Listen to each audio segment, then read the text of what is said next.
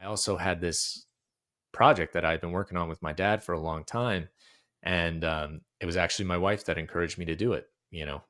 Like go all in, see if you can make this work because you can always fall back on your business school diploma.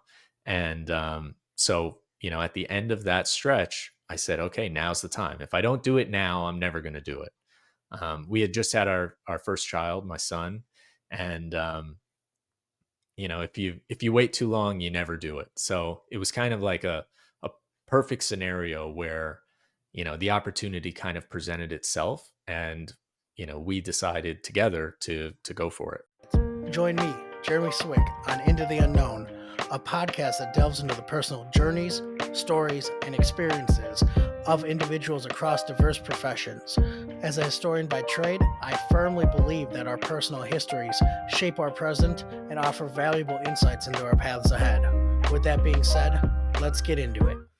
On this episode of Into the Unknown, I am joined with a very special guest, Matt Blair. How are you doing today, Matt? I'm doing great. Thanks for having me, Jeremy. I really appreciate you taking the time and talk with me today. I just always love hearing new and different stories. Yeah, well, I hope I can bring an interesting story to your audience. Absolutely. So, I like kicking off the show and talk about networking, the importance of it. You never know where you're going to meet people. How are we connected? Yeah, so a friend of mine, Olivia Atkin, who is a podcaster, she has the podcast Achieving Success. She's been kind of guiding me through the whole podcast world, and she has connected us and said, you got to talk to Jeremy. So she made the introduction, and here we are. Olivia is absolutely amazing with that. I think whether you're hosting a podcast, producing a podcast, or being a guest on podcasts, it's nice to get that next level of kind of authority, but also like, hey, this is a great person to talk to. I think your stories might mesh well. Yeah, and I'm learning that the whole podcast world is all about networking. So when I met her, she like I said, she's guiding me through this process and introducing me to people, and she's been wonderful to work with. Couldn't agree more. So I want to know a little bit more about you, Matt. That comic book issue number one, that origin story. Who are you? Yeah, so I've been thinking a lot about this question, and you know I trying to think of a real comic book to relate it to, but I grew up in Wilton, Connecticut, which is a wonderful little town in Connecticut. It's a commuter town into New York. And I had a kind of like an idyllic childhood. I have two older brothers. My parents are still together. We saw our cousins and our grandparents every weekend, and it was very family focused. And things were really nice as a child. And I just kind of always did what you're supposed to do, right? You go to school, you work hard, you go to college, and our my parents always said, follow your passion and the money will follow. But I wasn't really passionate about anything. Like I didn't know where my passion really was. So I kind of just did what you're supposed to do. I studied finance. I got a job in on Wall Street, um, and I just kind of progressed through my career, and I was doing very well, and I just wasn't excited about it.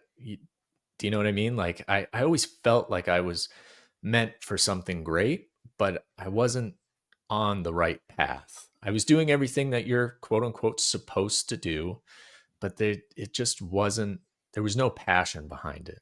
And that was always a difficult thing for me because by every, metric you're supposed to measure success, I was succeeding. But there was something missing, I guess you could say. So, I think about a comic book, it's just, me in a cubicle, just going through the motions, doing what I'm supposed to do, but there's something not there. There's something missing. And in retrospect, I think I've come to realize that, you know, the thing that was really missing was being able to serve people that I felt needed help the most. Because when you're working in finance, really what you're focused on doing is making money. And typically, what happens in finance is you're helping people with a lot of money make more money or reduce expenses, right? Lower your cost. And while many people, find tremendous satisfaction in doing that, it really ultimately wasn't for me.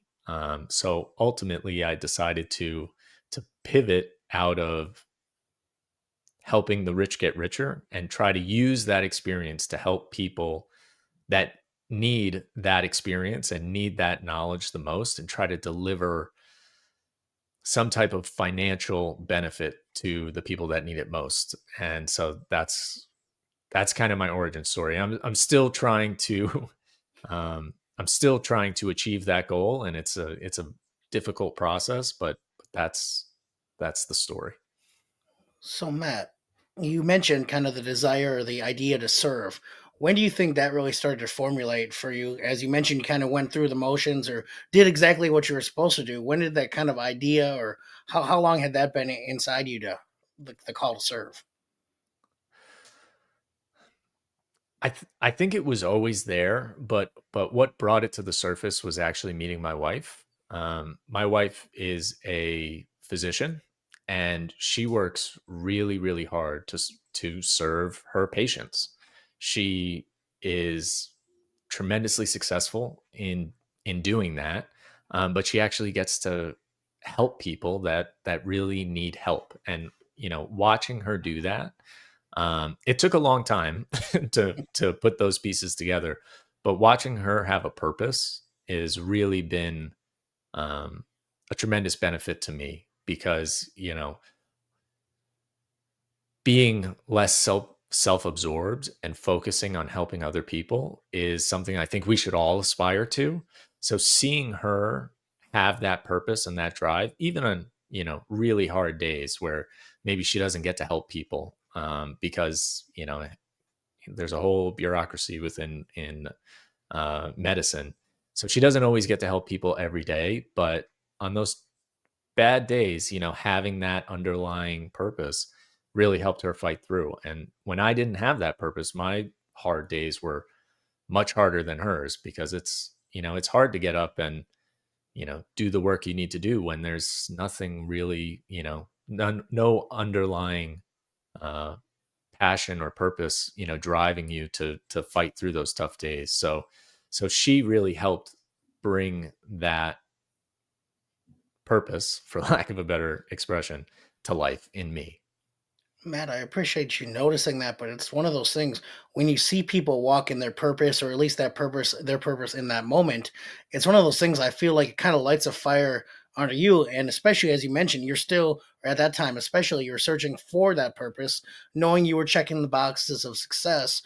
What made you really start to take that leap? Because it's one thing, as you know, a lot of people might stay in that cubicle forever. Yeah. I think it was a number of different things. I went to business school, and in business school you read about so many different entrepreneurs, and you read their stories, and there's kind of an underlying theme across all of them, which is you got to push all your chips into the center of the table, and you have to take that plunge. And almost at the end of every single one of those books, there's a chapter that's like encouraging you to take the plunge, take the leap, to go for it. And every time I would read that chapter, I feel like it was speaking to me, like, you have to go for it, you have to take that plunge, and push all your chips into the table and see what happens. And in business school, you kind of learn that you have to build something for yourself, because you're either building something for yourself or you're building something for someone else. And so I feel like there were all these signs that were pushing me towards this entrepreneurial endeavor that I've undertaken, and they were all screaming at me for years and years, and I just wasn't seeing the signs. And then you know ultimately my work situation changed, and it was time to take that plunge. Man, I appreciate that. It's so funny, and I laugh a little bit because I'm over 100 episodes in, and I've been hearing stories of largely entrepreneurs, but everyone from athletes to historians to teachers, all talking about that moment they went all in and had to do something, made the decision, and I had to kind of laugh at myself because I was still on the fence. I was still at my 9 to 5, which I enjoyed. I worked in museums, and then about 3 weeks ago, I had put in my 2 weeks, and now I'm fully all in on my company, Swick Media, and it's just funny because it's one of those things where, as you mentioned, you're hearing it for years and years, and it's in the back of your ear. And I think sometimes people, and some people do just jump in, without any real thought behind it. But I think sometimes, as you mentioned, you went to business school. I think sometimes we're so good at thinking that we overthink it to a level that it almost petrifies you, you know? Yeah, and I am the king of overthinking things. I do that to a fault, absolutely. So you go all in. What was that experience? What did you do, as you mentioned, pushing all your chips in? Yeah, so my dad and I have been working on an idea to democratize the wealth generating benefits of commercial real estate ownership. So what that means to me is that small balance investors don't really get the opportunity to invest in commercial real estate the way ultra high net worth investors do. And so we've been working on this idea for a long time, for years and years, and it was always just kind of a side project for us. And after business school, I had the opportunity to try and revive a business that I was working on for a larger company. And I was really close to succeeding. I almost survived a complete, redevelopment of that business.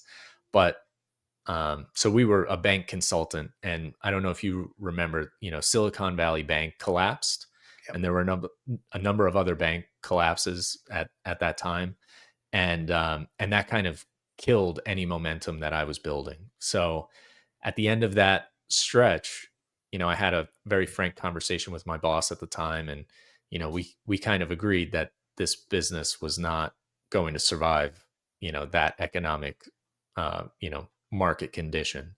So, we parted ways very amicably, but I was looking for that next chapter, and it was difficult, right? Because I had just gotten out of business school, and most people leverage that business school experience to go out and get a really great job. And I was very much considering that. But I also had this project that I'd been working on with my dad for a long time. And it was actually my wife that encouraged me to do it. Like, go all in, see if you can make this work, because you can always fall back on your business school diploma. And so, at the end of that stretch, I said, okay, now's the time. If I don't do it now, I'm never going to do it. We had just had our first child, my son, and if you wait too long, you never do it. So it was kind of like a perfect scenario where the opportunity kind of presented itself, and we decided together to go for it. It's incredible, Matt. It's one of those things where I think so much about life is not living with regret and not knowing. Because if you don't Yeah. do it, you'll never know. If you do it and it works out, it's successful, or it's not. I think there's so many things, and I think it just feels good to know that you tried it and you went for it. Yeah, absolutely. I was actually talking to a friend from business school the other day, and she's working for a startup, and she was thinking about leaving, but she ultimately decided to stay. And she said, I can't leave now because it isn't a huge success and it isn't a failure. It's like, it's a good story if it succeeds tremendously, or it's a good story if it crashes and burns tremendously. So, being in that intermediate phase is not as good of a story to anybody, right? So, pushing all your chips in the table and either having a huge success or crashing and burning is really what adds huge value and huge experience to anybody's life, professionally or, personally. So, taking that plunge is, I think it's going to add value to my life, one way or the other. And if it succeeds and I get to help a lot of people, that will make me happy. And if it doesn't, I can always find my next venture, my next path. Matt, I couldn't agree more. I think it's one of those things that I try to remind people there is a next path. There's another job. There's something else. If whatever you're going after doesn't work, but when it does, it's such a better feeling knowing that you went for it. And as you mentioned, I think it makes for a better story, not just to tell your friends, your colleagues, or whatever, but when you do have to walk into another job or something like that, and you share that story, I think at least for anyone I'd like to work for, there's a bit of admiration there that someone actually went for what they were pursuing. Yeah, absolutely. And you learn so much when you're doing, when you're working for yourself, right? Because you have to learn so much and you have to learn how to execute and transition ideas into practice. And you have to solve all different types of problems that you never could have anticipated. So, there's a tremendous amount of experience that you gain one way or the other. So, I'm very glad that we made that decision, and that we took the plunge, but we aren't sure which way it's going to go yet. I appreciate that. I think you also learn a lot about yourself on a introspective level, whether how you work best or how you don't work best. Because going in for yourself, it's a little different than if you're working for someone. For example, if you don't like commutes, now you know that going forward, whether however it ends up turning out, maybe you like something that's either remote or closer to home. And I think so many of those little experiences are so helpful as you're out on your own. Yeah, absolutely. You also learn how to handle adversity in a totally different way, because if you're working a corporate job and something doesn't go well, you feel that pain of, that project I was working on fell through, or we didn't achieve the best outcome. Well, the paychecks keep flowing in, right, for a period of time, and you have the ability to pivot, and you have that cushion to, um, you know to kind of support you while you go through that adversity. But when you're working for yourself and things aren't going right, and you hit a dead end, or you hit a problem that sets you back 2 or 3 months, you really have to deal with that all by yourself. And that is probably the biggest lesson I've learned, is like how to handle real adversity, and how to pick yourself back up and get back to baseline and keep plugging forward and keep moving forward. And that has been probably the greatest lesson I've learned so far, is just to, dust yourself off and keep moving. Man, I couldn't agree more, and I appreciate that outlook. On everyone's journey, you can go east, you can go west. You make a decision not really knowing the outcome. Can you give me a time where you just went for it and how it turned out? Yeah, I mean, we kind of touched on it before, but making the decision to go for this business, my wife and I, we have our first child. He was about 7 or 8 months old at the time. We were still living in an apartment.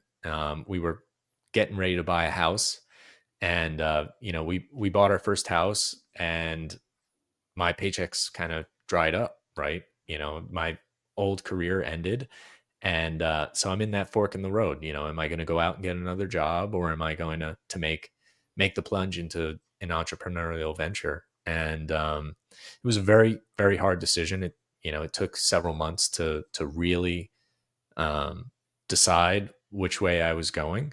But ultimately, the path was so clear in retrospect. I had to do this. But at that point where you're making that decision, it's incredibly difficult. It's incredibly difficult to, decide which way you're going to go.